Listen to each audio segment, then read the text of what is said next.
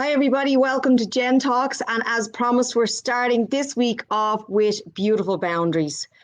As mentioned last week, I'm going to remind you how to set beautiful boundaries and how to maintain boundaries.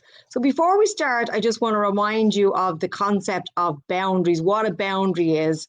And one of my favorite quotes when it comes to boundaries, and I actually just heard Brené Brown quoting this quote as well, is the definition of boundaries is the safe distance at which you and I can love each other simultaneously. And actually, sometimes the word love can be a little bit strong. So we might say even the safe distance at which we can respect each other simultaneously. So in other words, at the same time. Because when we think about boundaries, setting boundaries in place is an act of love and it's a demonstration of respect. And what prevents us from setting healthy boundaries in place is the idea that we're going to hurt somebody else's feelings, or we're going to come across as mean, or we're going to cause some kind of a conflict. So one of the biggest messages that ever helped me when it came to boundaries, and it's actually something I've only heard very recently, I'd say probably in the last 9 months, is the concept of what we don't say, we act. So let that sit with you for a minute. What we don't say, we act. So what happens to us when we have the people pleaser syndrome, or we have the avoider, we're avoiding conflict? We tell ourselves the lie that as long as we don't say how we feel, people won't know and we won't make them feel uncomfortable and we won't hurt their feelings. And actually that's untrue, because our behavior and how we act around them, even the way we breathe, even our body language changes. So we give out the clues of either passive aggression, disappointment, upset, frustration. So people feel from us that we're not genuine, that we're not congruent with what it is we're saying. So you might say, oh no, it's fine, I don't mind that you let me down, or I don't mind that you're not going to come to my party. But they actually really know that what you're saying is not really in line with how you feel. And what happens then is we have a buildup of mistrust. So people start to feel that, you know that expression, too sweet to be wholesome. Maybe they can't trust you because you're always the one that's going to say yes and say that everything's okay. But obviously you're not really speaking your truth, because your energy and your body language is giving out a different signal. So when I heard that message, that kind of freed me, because it was like, the courage to speak your truth is often very hard to find. So you need to be brave to actually say, no, that's not actually okay with me, or I'd love to help you out, but I don't want to, or I'd love to help you out, but I can't, or I don't want to help you out on this occasion, or no, I'm not lending you money again. You didn't pay me back the last time. Like, that's tough stuff to share with people, even though we know it's the stuff we should say. And some people are really great at that. If you have the people pleaser habit and the avoider habit like me, they can be difficult conversations. So what really freed me from finding that courage was understanding that regardless of whether the words were actually leaving my mouth, I was saying it anyway. I was saying it by my energy. I was saying it by my tone. I was saying it by my body language. And realistically, the only thing that was different was I hadn't actually found the courage for the words to leave me. So sit on that and see how that works for you when you think about it, a boundary that you'd like to put in place with somebody. Another really powerful tool around boundaries is the idea of going back to that initial quote around respect. Boundaries are not just about respecting other people, they're also about your own self-respect, how you can sit easy with yourself. So ask yourself, how many times have you sat down and said to somebody, oh yeah, no problem, I'll do that for you, or somebody's let you down and you're like, oh, that's fine. And then afterwards you went, oh my God, you're such an idiot, why didn't you say that? And you're always such a walkover, and you're so easy, and you should be stronger.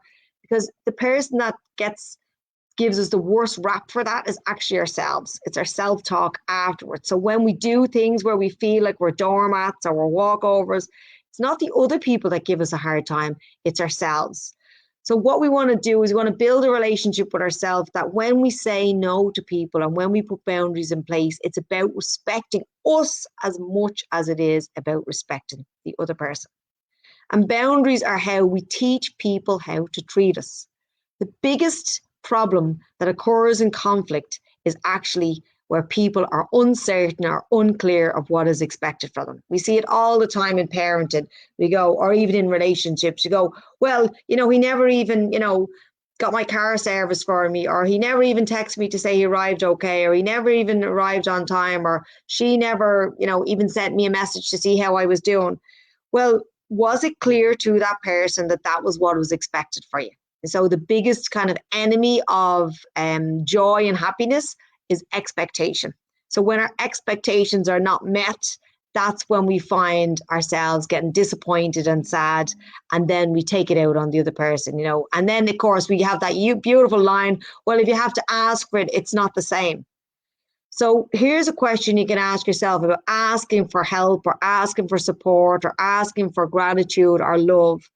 If you're not asking for it, really look at yourself and say, what is it in you that's preventing you asking for what it is that you need? Because that's not about the other person. People say, oh, you shouldn't have to ask. Well, unless that person has a crystal ball or they're a mind reader, they need to be clearly communicated to about what is expected of them, and what is okay and what is not okay, if you're going to judge their behavior for doing or not doing something. So if, for example, it's your birthday, or say Valentine's Day around the corner, and people say, oh, I don't really want anything for Valentine's Day, I don't celebrate Valentine's Day, and then it comes and you get nothing on Valentine's Day. We have that kind of, it's a running joke in movies about how women are portrayed to behave like that. And then, of course, the person is in big trouble because they took what the person meant as literal and say, no, we don't really celebrate Valentine's Day. So unless you've clearly said, yes, I really love Valentine's Day, I think it's a real opportunity to be romantic, I expect to have roses, I expect to have breakfast in bed, only if that doesn't arrive that you have the right to complain or give, I suppose, judge the person for their behavior or to call them out for it.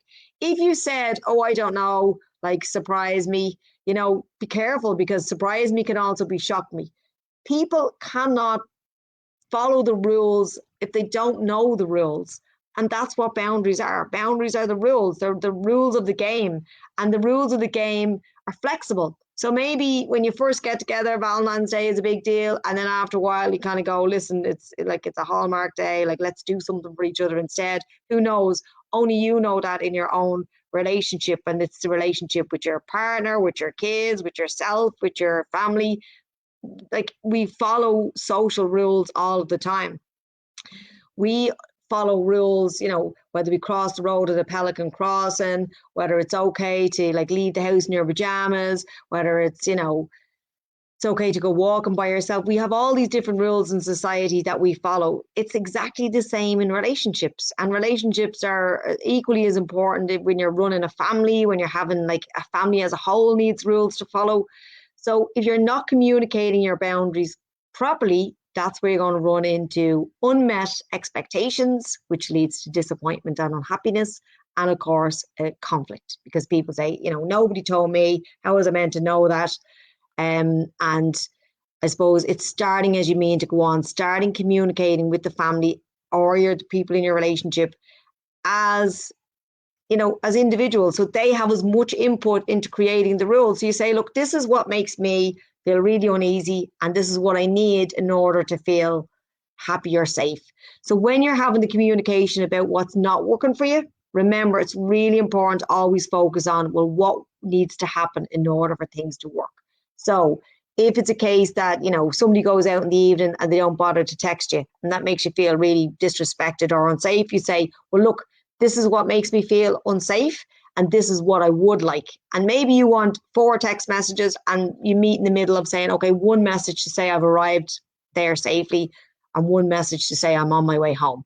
You'll find a common ground that both of you can agree to, because at the end of the day, it's not, a regime where you're just throwing out the rules and people have to follow. There's a communication. And the last point I'm going to finish on boundaries kind of ties up that last point I just made. Think of a boundary of a field. The boundary is the fence that goes around. So sometimes when we think about boundary, we think about boundaries like the wall of China. A boundary doesn't have to be like a prison wall. A boundary can be a fence, And it can also have a gate that opens and closes depending on the situation. So a boundary you might set with a 10-year-old might evolve differently as children turn into their teens. They might turn differently as they turn into young adults, and so forth in relationships. So they're always invited to revisit your boundaries. And how we do that is by communicating, by sitting down once a month, sitting down once a term, talking to people about what's working. Because if there's a boundary in place and it keeps being overstepped, it's obviously not a current or relevant boundary at the moment. So maybe that boundary needs to be revisited and reset. So maintaining boundaries is lifelong work. It's not, you don't just kind of learn boundaries and do boundaries and then you're done. Boundaries are a lifelong lesson, and also the boundaries you have in place in your life with people you're in relationships with, whether it's work relationships, family relationships, partnerships, they evolve and grow over time. So they need to be revisited and maintained, and I suppose looked at from the point of view of, do they need to be tightened? Do they need to be loosened? And do they need to be looked at again?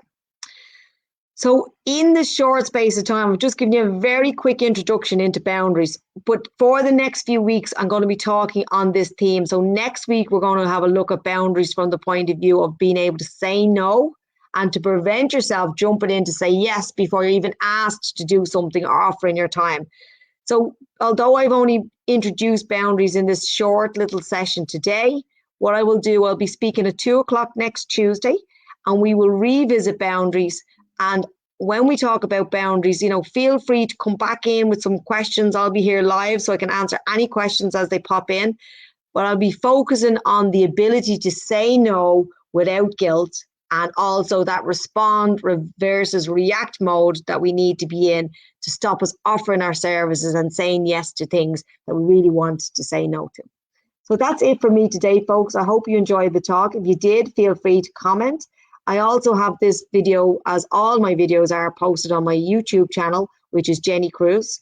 And feel free to follow me, subscribe on YouTube, and like and share the posts. Thanks very much, guys. Have a great day.